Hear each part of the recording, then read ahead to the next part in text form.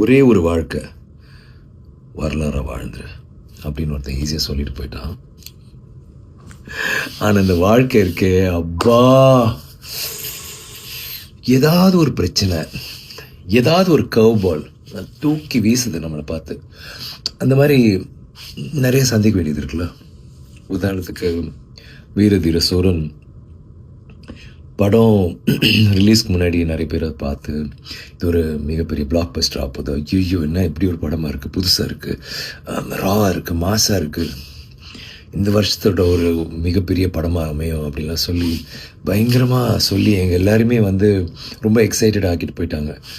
ஆனால் பார்த்தா எல்லாருக்கும் தெரிஞ்ச விஷயம், லீகல் ப்ராப்ளம்ஸ், ஹைகோர்ட் ஒரு 4 வாரம் ரிலீஸ் பண்ணக்கூடாது, இதை சால்வ் பண்ணலன்னான்ற ஒரு கட்டாயம், அந்த மாதிரிலாம் ஆயிடுச்சு. எனக்கு என்னென்னா இந்த படம் எப்படியாவது நம்ம ஃபேன்ஸு போய் சேரணும். ஏன்னா இந்த படத்துக்குள்ளே அவ்வளோ ஒரு முயற்சி நாங்கள் எல்லாருமே போட்டோம். அருண், நான், ப்ரொடியூசர் எல்லாருமே, இந்த படத்தில் நடித்தவங்க. ஒரு ரொம்ப நாள் பிறகு எனக்கு என் ஃபேன்ஸுக்காக ஒன்று பண்ணணும், ராவாக ரஸ்டிக்காக ஆனால் மாசாக இருக்கணும், ரொம்ப ரியலாக இருக்கணும், ஒரு புதுசாக ஒன்று ட்ரை பண்ணலாமேன்னு ட்ரை பண்ணிட்டு தான் இது பண்ணோம். ஸோ அது வராத பட்சத்தில் ரொம்ப கஷ்டமாக இருந்துச்சு.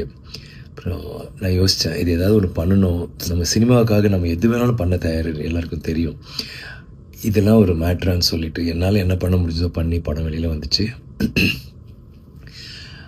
ஒரு படம் அந்த முதல் ஷோ கேன்சல் இல்லை 2வது ஷோ, முதல் ஷோ கேன்சல்னாலே அது அவ்வளோதான், அதுக்கப்புறம் எந்திரிக்காது.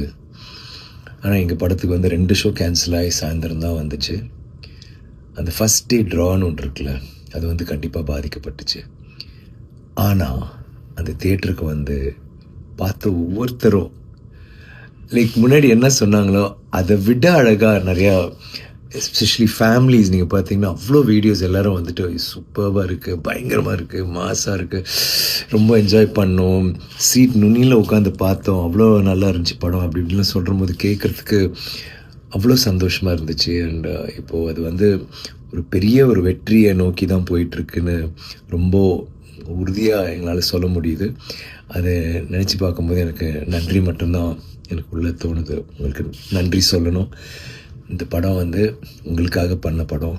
இது நாங்கள் நினச்சது நடந்துச்சு, சேர வேண்டிய இடத்துல சேர்ந்துட்டுருக்குன்னு நினைக்கிறபோது ரொம்ப சந்தோஷமாக இருக்குது. வீரதீர சூரன் பார்த்தவங்களாம் என்ஜாய் பண்ணியிருப்பீங்க, பார்க்காதவங்க பார்ப்பீங்கன்னு நம்புகிறேன். தேங்க்யூ.